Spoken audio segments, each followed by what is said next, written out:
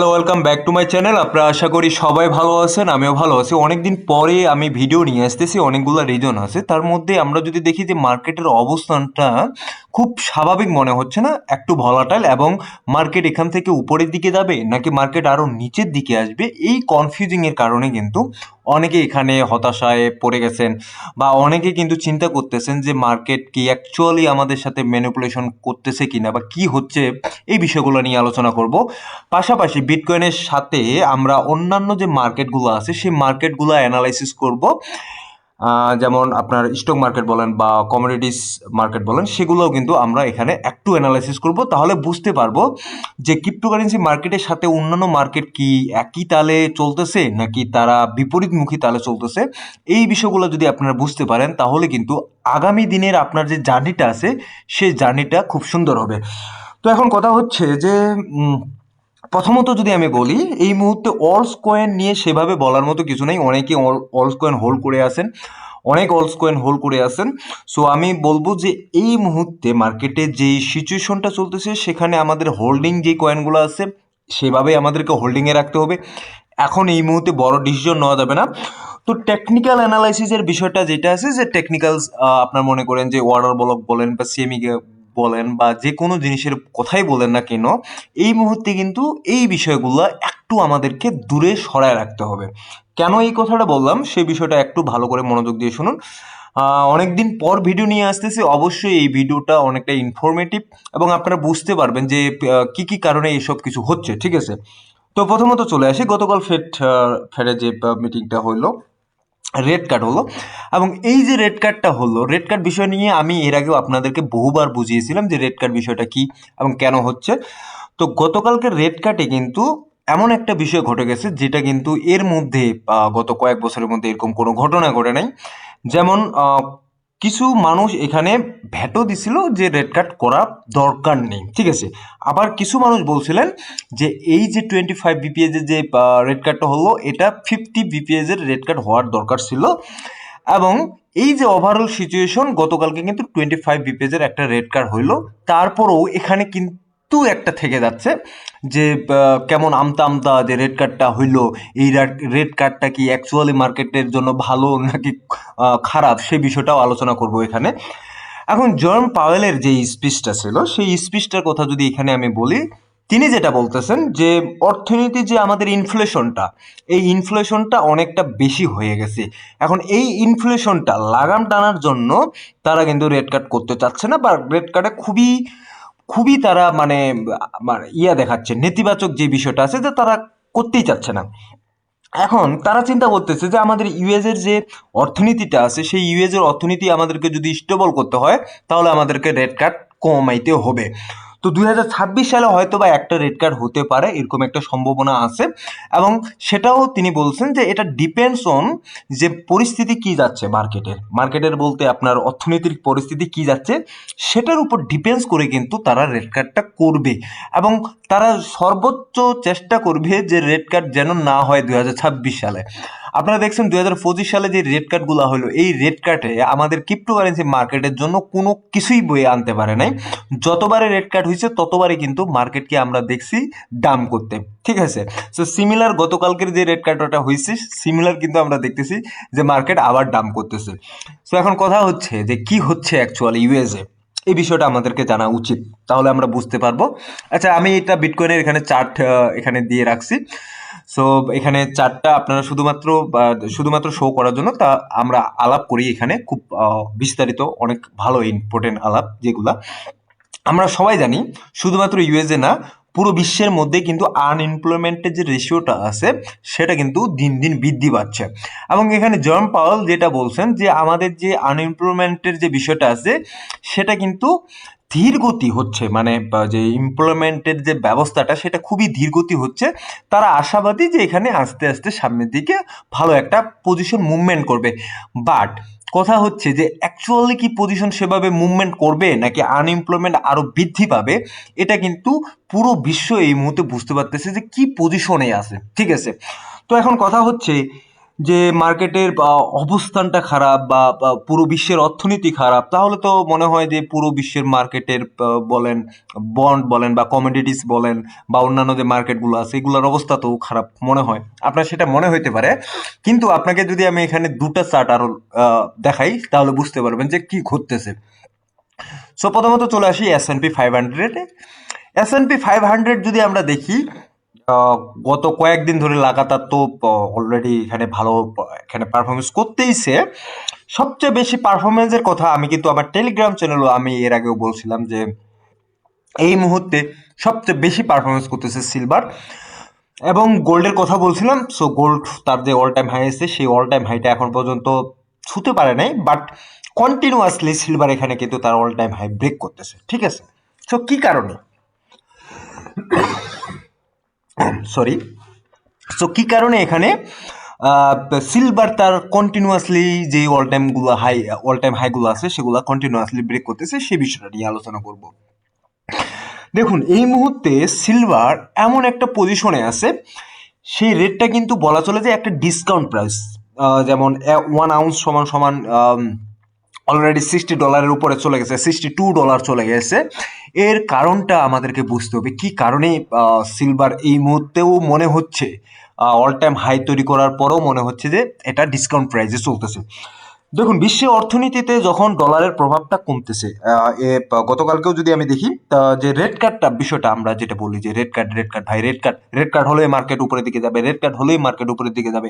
কিন্তু দেখতে হবে যে রেড কার্ড যত হচ্ছে ততই কিন্তু ডলারের যে ভ্যালুটা সেই ডলারের ভ্যালুটা কমতেছে। যখন দেখতেছে মানুষ যে ডলারের ভ্যালুটা কমতেছে, সেই ডলারের ভ্যালু কমার সাথে সাথে তারা এমন একটা জায়গায় ইনভেস্ট করতে যাচ্ছে যেই জায়গাটাতে তাদের জন্য সেফ থাকবে ইন ফিউচার। আপনার মোটামুটি বলেন যে 100 বছর বা 200 বছর, অথবা মনে করেন যে 30 বছর, 10 বছর, 20 বছর এরকমের একটা সেফ একটা জায়গায় থাকবে।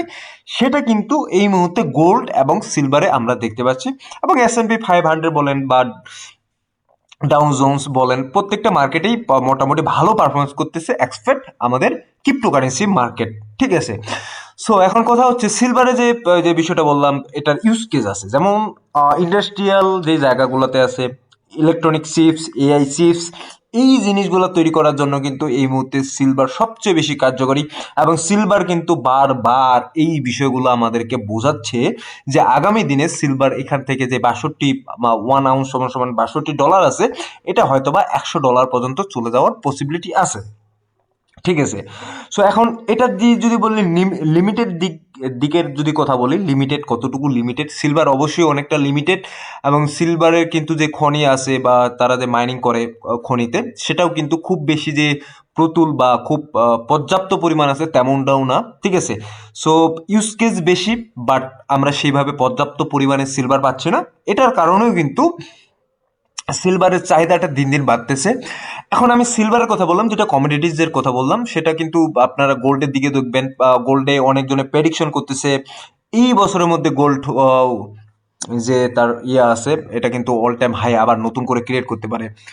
অলরেডি তো সিলভার তো অল টাইম হাই ক্রিয়েট করে ফেলতেছে কন্টিনিউয়াসলি, লাগাতার উপরের দিকে যাচ্ছে। গোল্ড কিছুটা অল টাইম হাই থেকে নিচে আছে, সেটারও একটা প্রবাবিলিটি আছে যে 2025 সালের শেষের দিকেও বা মোটামুটি ভালো একটা পজিশনে যাবে বা নতুন করে আরেকটা অল টাইম হাই ক্রিয়েট করবে, এরকম কিছু একটা। তো কমোডিটিসের দিকে যদি আমরা দেখি সেক্ষেত্রে গোল্ড বলেন বা সিলভার বলেন মোটামুটি ভালো একটা পজিশন গ্র্যাব করতেছে। এবং রেড কার্ড হওয়ার সাথে সাথেই আমি কিন্তু এর আগেও আমি বলছিলাম যে রেড কার্ড হওয়ার সাথে সাথেই আপনি যদি দেখবেন S&P 500 বা অন্যান্য যে ইয়াগুলো আছে স্টক মার্কেট, সেই স্টক মার্কেটগুলো কিন্তু ভালো রকমের, বা বন্ডের কথা বলেন সেই বন্ডগুলো কিন্তু ভালো রকমের পারফরমেন্স করে এক্সপেক্ট আমাদের ক্রিপ্টোকারেন্সি মার্কেট। সো এখন কথা হচ্ছে ক্রিপ্টোকারেন্সি মার্কেট কি ভাই, তাহলে কি গেল, এটা কি শেষ হয়ে গেল নাকি, এটা কি আর উপরে উঠবে না, এরকম কিছু একটা প্রত্যাশা মানুষের থাকেই, বা কি হচ্ছে না হচ্ছে। দেখুন এই জায়গাটাতে যদি আমি একটু আপনাদেরকে বলি, সেখানে এই জায়গাটা আমরা যদি ধরি, সেই জায়গাটা হচ্ছে যে এই যে জোনটা আছে এটা মনে করেন রেজিস্ট্যান্স জোন, এবং এই যে লটা আছে এটা আমি যদি সাপোর্ট জোন ধরি, এই যে জোনটা আছে সেই 74-75 হাজার যে ডলারের জোনটা আছে, এই জোন পর্যন্ত আমরা যদি মার্কেট কন্টিনিউয়াসলি খারাপও করে সর্বোচ্চ কত দূর পর্যন্ত আসতে পারে, এত দূর পর্যন্ত আসার একটা পসিবিলিটি আছে। যদি আসে, ঠিক আছে। সো এর নিচে যদি চলে আসে মার্কেট, তাহলে অবশ্যই আমাদেরকে ভয় করার কারণ আছে যে মার্কেট কোথায় যাচ্ছে, কি হচ্ছে মার্কেট সামনের দিকে, এটা কিন্তু ভয়ের একটা কারণ আছে। বাট এখন পর্যন্ত যদি আমি দেখি তাহলে আমরা বুঝতে পারবো যে না, ভয়ের কোনো আপাতত কারণ নেই।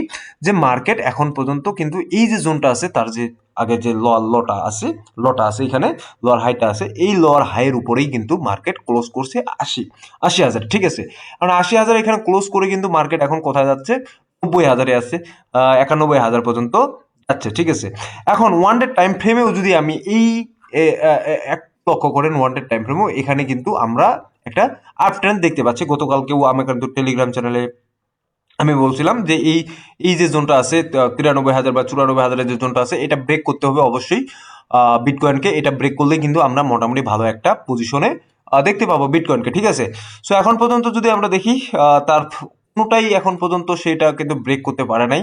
এটা কিন্তু একটা মোটামুটি রেজিস্ট্যান্স জোন হিসেবে ক্রিয়েট করে ফেলছে। সো আমাদের প্রত্যাশা থাকবে যে এই জোনটা এখানে ব্রেক করুক। এখন দেখতে গেলে যদি আমরা দেখি যে অন্যান্য মার্কেটের তুলনায় ক্রিপ্টোকারেন্সি মার্কেট এই মুহূর্তে খুবই একটু বেহাল দশার মধ্যে আছে, তবে আমরা আশা রাখি এখানে থেকে ভালো একটা কিছু করবে।